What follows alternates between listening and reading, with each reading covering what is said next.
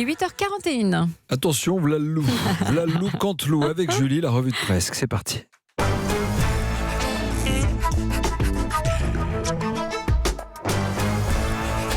C'est presque de l'info, c'est la revue de presse de Nicolas Canteloup. Et comme annoncé, ils sont encore dans le studio. Audrey Crespo-Mara est son invitée. Gérard Collomb, bonjour. Vous signez un appel pour baisser les émissions de carbone en 2050. Pourquoi signer cet appel ? Écoutez, bonjour Madame Crespo-Mara. Je serai toujours maire de Lyon en 2050, donc je cherche à préparer l'avenir des villes. Les villes peuvent être à la fois le problème et la solution, un petit peu comme moi. Allez-vous voter pour La République, la liste de La République En Marche, Gérard Collomb ?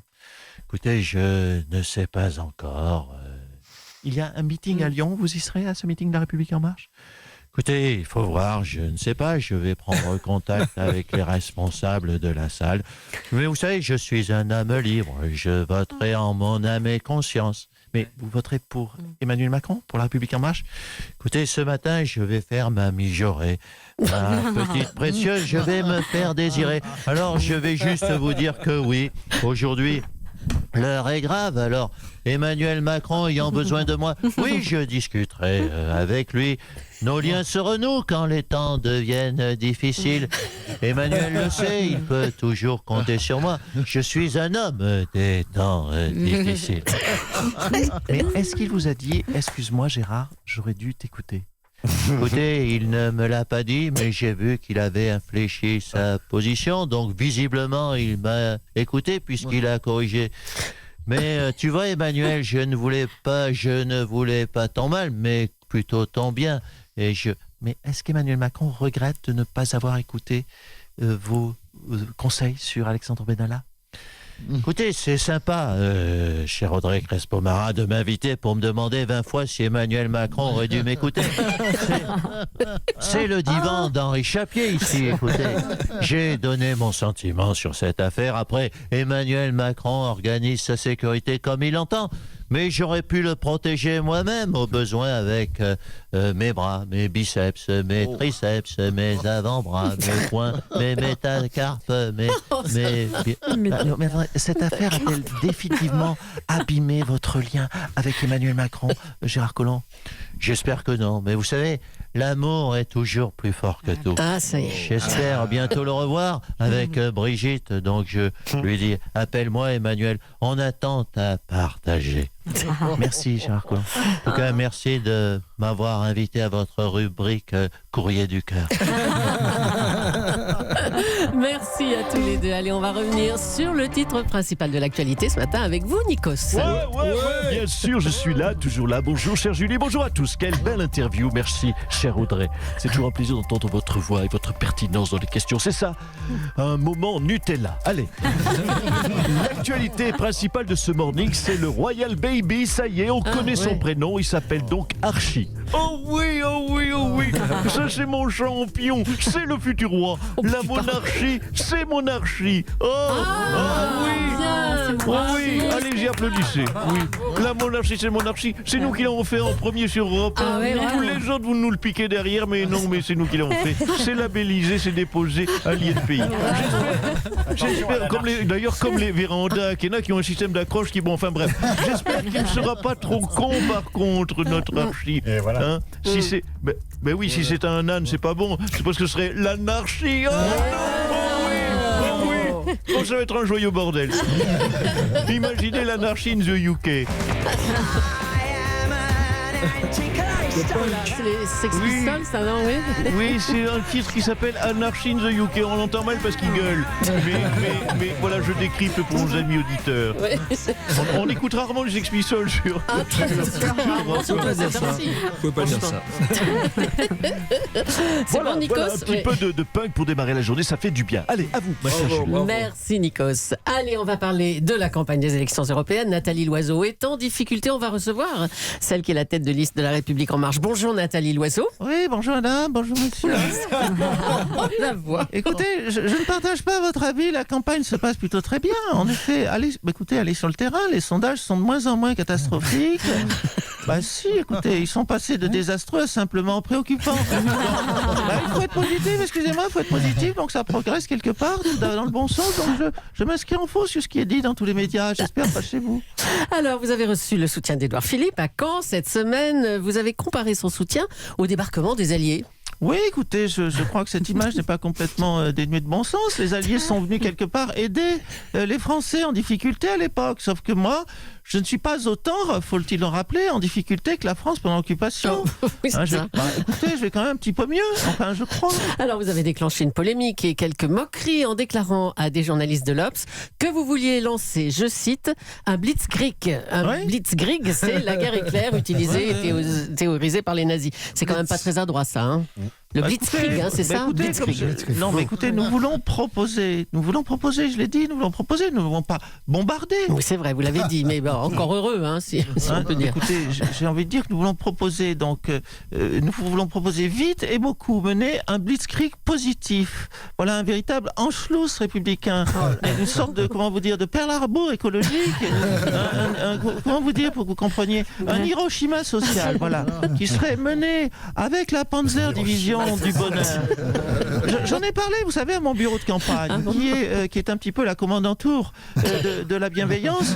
Et nous allons dès demain, en campagne, lancer des propositions. Voilà. Avec ça, je pense que mes sondages, puisque c'est ce qui a l'air de vous préoccuper, mais ce n'est pas ma préoccupation. Vous savez, ma préoccupation, c'est l'Europe. Alors, je pense que mes sondages, puisque c'est votre question, vont passer de préoccupants à simplement inquiétants. Ce qui est, et vous devriez le noter, un formidable progrès. Un progrès formidable, sans aucun doute. Merci, Nathalie Loiseau. Voilà, c'est dit sur Europe 1. Et voilà. Merci beaucoup, à bientôt. C'est déjà fini, là? Ah, bah oui, mais vous avez eu un bon temps de parole. Parce qu'il y a encore 15 jours de campagne, tout de même. On pourrait oui, mais il faut le dire, ça, c'est le genre de choses qu'il faut dire, tout de même. Voilà. Oui, c'est pas je viens de rajouter votre grain de sel, monsieur. Merci, madame. Il est chez lui, là. Et Au revoir. on a entendu l'interview de cette façon d'accueillir. Autre chose, on a entendu l'interview de sa maman sur Europe 1 ce matin. Le petit Osnachi a été enlevé à Marseille, puis retrouvé sain et sauf à Valence. Une fois de plus, l'alerte enlèvement a fonctionné. Et tiens, on me dit qu'il faut diffuser une nouvelle alerte enlèvement. Alors vite, allez-y. C'est quoi? Je m'appelle Benoît Hamon et ceci est une alerte enlèvement. Les électeurs du parti Génération S ont disparu. Tous les 7. Leur signe distinctif, ils lisent Libération, ils fument du shit et ils collent les affiches sous les ponts des autoroutes à côté des affiches de François Asselineau et de concerts de rap en banlieue. Si vous les croisez, n'agissez pas seul. Enfin, si, en fait, vous pouvez agir seul parce que eux, de toute façon, le sont aussi. Vous ne risquez pas grand-chose. Ensuite, appelez la permanence de Génération.s et donnez leur signalement à l'opératrice qui, accessoirement, est aussi ma grand-mère. Merci. Ok, merci Mme Jules de m'avoir permis de laisser passer cette annonce. J'espère que ça va marcher parce que je vous avoue que là, je sais plus comment faire. Eh bien, bon courage Benoît Hamon. Allez, l'émission de Pascal Praud sur CNews a provoqué la polémique. Le sujet était le réchauffement climatique. Et Claire Nouvian, une militante écologiste, a été vivement prise à partie sur le plateau avec des remarques misogynes. Pascal Praud a également nié le réchauffement climatique, tout simplement parce qu'il faisait froid à Paris. Voyons voir comment on parle de cet événement du côté de chez Jean-Jacques Bourdin. Ça va pas être triste. Bonjour. Oui, c'est Jean-Jacques Bourdin. Évitez vos petits commentaires, ça va pas être triste, s'il vous plaît, s'il vous plaît. Bienvenue en tout cas sur RMC. RMC, Radio, Misogynie et Climat. Car oui, Pascal Praud n'a pas le monopole des sujets intéressants. Et aujourd'hui, nous aussi, pourquoi pas, eh bien nous allons en parler. Alors, moi aussi, je voulais, pour tout vous dire, chers auditeurs, accueillir Claire Nouvian. Claire Nouvian, la bonne femme que Pascal Praud avait reçue. Mais elle n'était pas disponible, m'a-t-on dit. Ce doit être certainement les soldes chez H&M. Mais nous ne perdons pas au change puisque nous sommes avec un expert du climat. Je prends ma fiche. Attendez un instant. Merci Christine. Oui, c'est bon, j'ai vu Christine. C'est René. Bonjour René. Alors, qu'avez-vous pensé de l'émission du collègue Pascal Praud? Ouais, salut Jacques. Salut. Bah, écoute, moi, Pascal Pro, je suis assez d'accord avec lui sur le réchauffement climatique. Ah. Parce que quand on nous dit que les océans ils se réchauffent, c'est des conneries. Eh oui. Parce que moi, je me suis baigné à la bolle cet été, franchement, Je comprends. elle était méga froide. Qu'elle vienne s'y baquer, la Claire Nouviane. Elle verra si elle se gèle pas les couilles. Qu'elle vienne se baigner, la Claire Nouvien, elle verra si elle se gèle pas les couilles. Et oui, René. Claire Nouvien, peut-être exagéré, ce serait remarquez, ce serait finalement assez féminin comme attitude.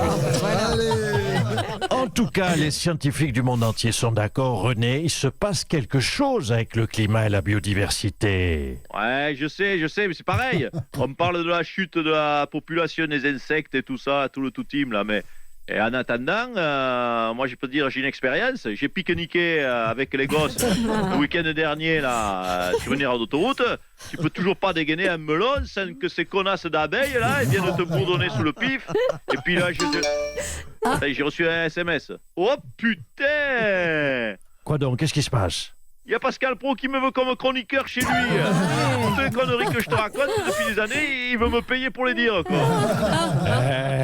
Oui. Réfléchissez quand même avant d'accepter ce contrat, René.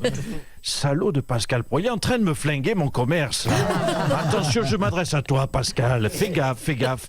Ton programme, c'est la concurrence déloyale. Et avec tes chroniqueurs là qui ont 1000 ans et qui tiennent des propos des années 50, ton démission devrait plutôt s'appeler Pascal le grand-père.